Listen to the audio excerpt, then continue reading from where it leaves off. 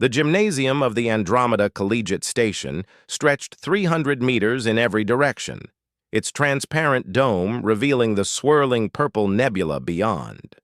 Liana pressed her 6 manipulator appendages against the observation panel, her chromatophores flickering anxious yellow as she watched the new student enter.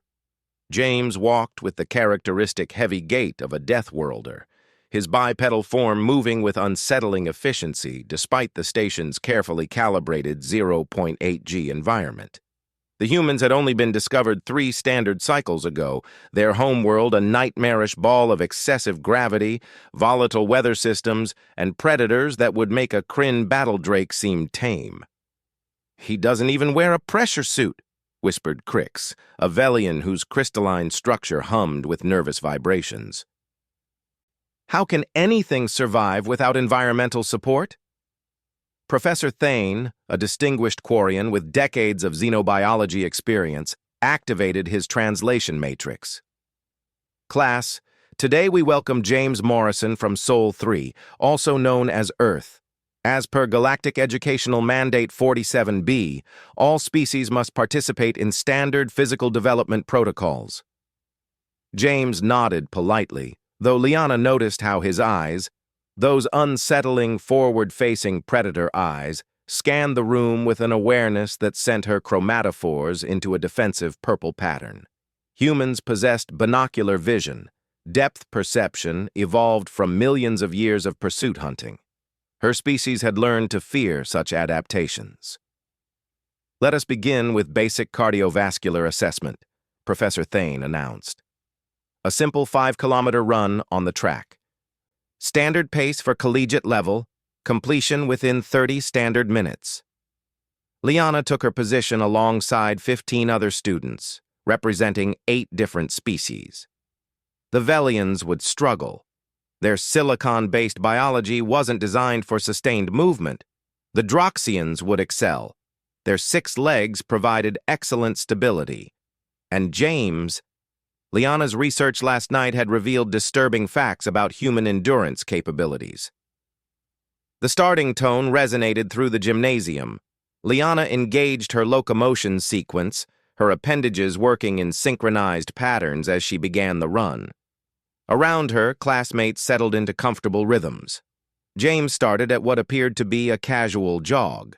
By kilometer 2, the Velians had withdrawn, their crystalline structures overheating. By kilometer 3, half the class had reduced to walking pace. Liana pushed herself, her dual hearts pumping oxygenated fluid through her system. She was in second place, behind Corax, a Droxian athlete who had won sector championships. James maintained his steady jog, his breathing pattern unnaturally regular. Humans possessed something called persistence hunting, an evolutionary strategy where they simply chased prey until it collapsed from exhaustion. Liana had thought it was exaggeration. Now, watching him move with mechanical consistency, she understood the terror this inspired. At kilometer 4, Corax began to flag. His 6 legs, so powerful in sprints, were metabolically expensive over distance. Liana's chromatophores flashed sympathetic blue as she watched the champion struggle. James passed him without apparent effort, not even breathing heavily. When James crossed the 5-kilometer marker at 18 minutes, 12 minutes ahead of schedule, while barely showing signs of exertion, the entire class fell silent. Liana finished third at 29 minutes, her fluid hearts hammering, chromatophores flashing exhausted gray. "Acceptable," Professor Thane said, though his vocal synthesizer carried notes of concern. "Next assessment, strength protocols." The gravity plates beneath the lifting area could be calibrated to each species' homeworld conditions. Liana watched as students approached the resistance bars, set to challenge their species-specific capabilities. She managed her standard weight, equivalent to 0.3 times her body mass in standard gravity. James approached the human station. Professor Thane had calibrated it to Earth's crushing 1.0 G. The resistance bars were set to what the galactic database indicated as average human capability. James gripped the bar with those peculiar 5-digit manipulators. The readout indicated 80 kilograms. He lifted it smoothly, then set it down and adjusted the setting upward. 120 kilograms. Still smooth. 160 kilograms. His face, Liana was learning to read human expressions, showed only mild interest. At 200 kilograms, more than twice his own body mass, James completed 10 repetitions before stopping. Not from failure, Liana realized with creeping horror, but from apparent boredom. How? Crix's crystalline structure rang with disbelief. The energy expenditure should be physiologically impossible. Professor Thane consulted his data pad, his teaching tentacles trembling slightly.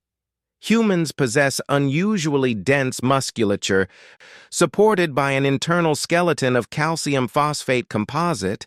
Their homeworld's gravity requires exceptional structural support. But the metabolic cost, Liana began. They burn chemical fuel at remarkable rates, the professor explained. Their homeworld is abundant with high-energy organic compounds. They evolved to consume and process enormous caloric quantities. The final assessment was reaction time and spatial awareness. Students would navigate an obstacle course while sensor drones deployed random impediments. It tested the cognitive motor integration critical for survival. Liana watched as classmates struggled through the course. Her species, with neural processing distributed across 3 brain lobes, managed respectable times. The course record was held by a Xanthari, whose compound eyes and millisecond neural responses had completed it in 42 seconds. James stepped onto the starting platform. His predator eyes focused with unsettling intensity. The starting tone sounded. What Liana witnessed next would fuel her nightmares for cycles to come. James didn't just navigate the obstacles, he anticipated them. His brain, operating at what humans called adrenaline response, processed information and executed movement in a blur of terrifying efficiency.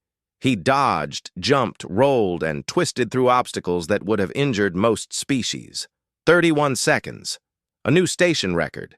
But it wasn't just the speed. It was the controlled violence in every movement, the predatory grace, the absolute certainty that this being had evolved on a world where hesitation meant death. After class, Liana approached James cautiously, her chromatophores displaying respectful orange. Your performance was remarkable. James smiled, showing his omnivore teeth in what humans considered a friendly gesture, but which made Liana's survival instincts scream. Thanks, though honestly I was taking it easy. Didn't want to seem like I was showing off. Taking it easy. As James walked away, Liana understood something fundamental about the galaxy's newest species. Humans called their world Earth. The rest of the galaxy would learn to call it what it truly was, a death world that had forged its children in fire, gravity, and the endless hunt. And those children had just joined the classroom.